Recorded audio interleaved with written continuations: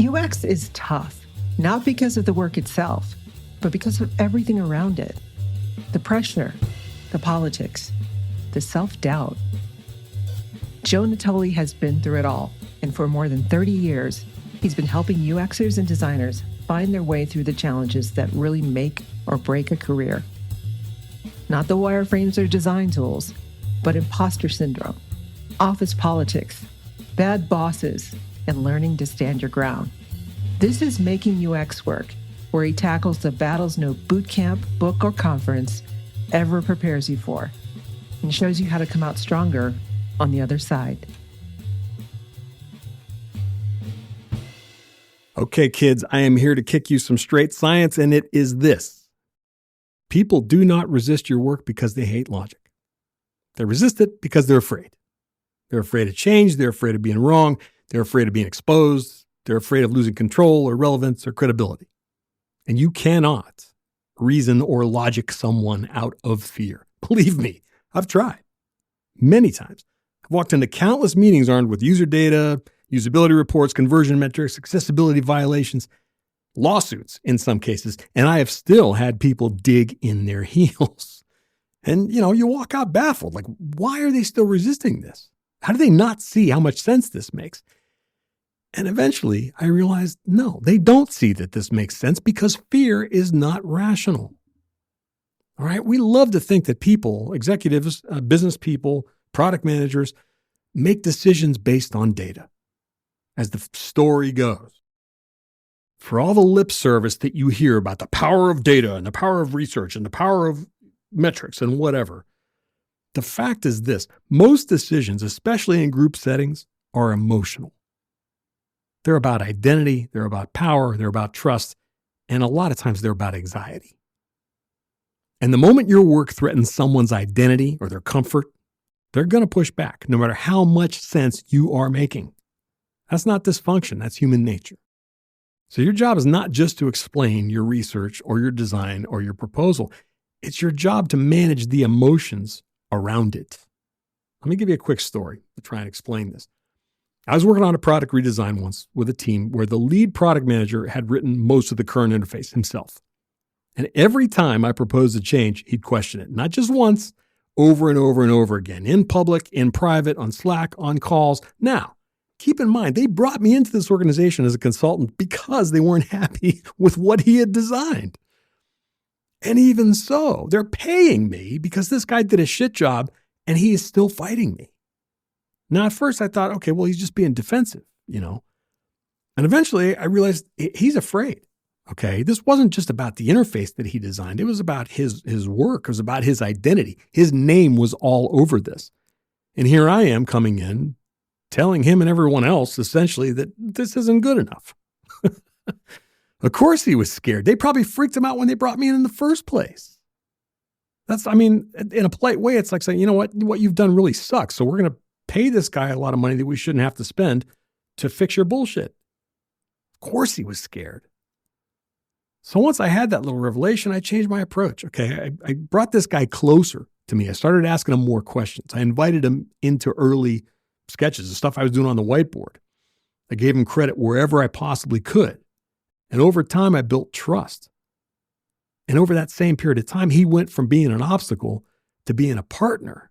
Okay. Once he stopped feeling threatened, he could actually hear me. And not only could he actually hear me, he was willing to throw down and dig in with me and put our heads together and come out with a better solution. So how do you do all that, right? How do you lead people through fear? Now, first, you got to recognize it. You got to stop treating that resistance as ignorance. Stop dismissing it as, well, they just don't give a shit. Instead, treat it like a signal, okay? It's a signal that someone's scared of something, of change, of being wrong, of being left out, whatever it is. And at the same time, you have to lower the stakes for people.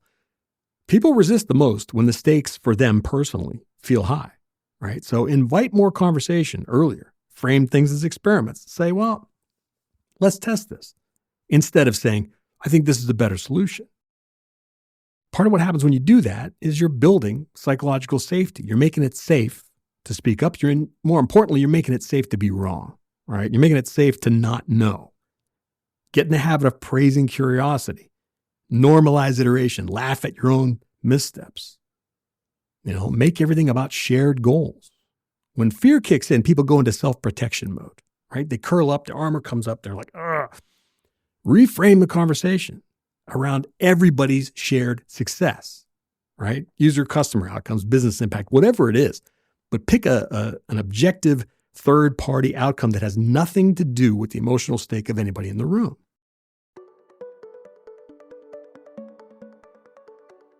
Every UXer and product designer I've ever met eventually hits the wall.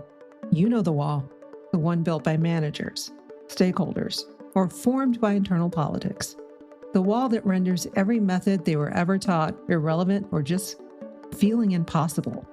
Joe Natoli has spent 35 years helping global enterprises tear that wall down. The UX 365 Academy Joe created is the missing manual for your UX career. It's the much-needed practical lessons for the world you actually work in. Stop struggling to get buy-in and start making impact. Learn more at ux365academy.com. This is a long game, okay? Some fear is not ever going to go away, with one meeting, one conversation. You got to keep showing up. You got to keep listening. You got to keep being steady and human and kind and compassionate, right? You got to keep inviting people in. Now, some of you may very well be thinking to yourselves, look, Joe, it's not my job to manage other people's emotions. And you're right. It shouldn't be. It shouldn't be. You're not wrong about that. Shouldn't be your responsibility. Fact remains that if you want your work to succeed, if you want your ideas to live, it is your job to understand the emotional terrain that you're working in. Because good design and good UX challenges assumptions, okay? Good design and good UX brings change. And because of both of those things, good design and good UX makes people uncomfortable. That is a fact. You do something that makes other people uncomfortable. So the better you get at navigating fear, yours and theirs, by the way, the more impact you're going to have. Here's what I want you to take away from all this. People are not ignoring your logic, okay? They're overwhelmed by their own feelings. So you can't shame them into clarity, but you can certainly lead them there, right? Your ability to empathize with all those other folks, the business side of the house, stakeholders, is every bit as critical as your ability to empathize with users. Remember that you're not just solving design problems. You're solving emotional puzzles, okay? You're dealing with the mess of every single person that you're coming in contact with. They're bringing that shit into their interactions with you. Now, if that feels unfair, that's because it is. But it's also real. Okay? You got to stop trying to win every argument with perfect logic. It's not going to happen. Start trying to build trust instead. Because if I've learned anything over my career, it is that trust is absolutely what makes change possible.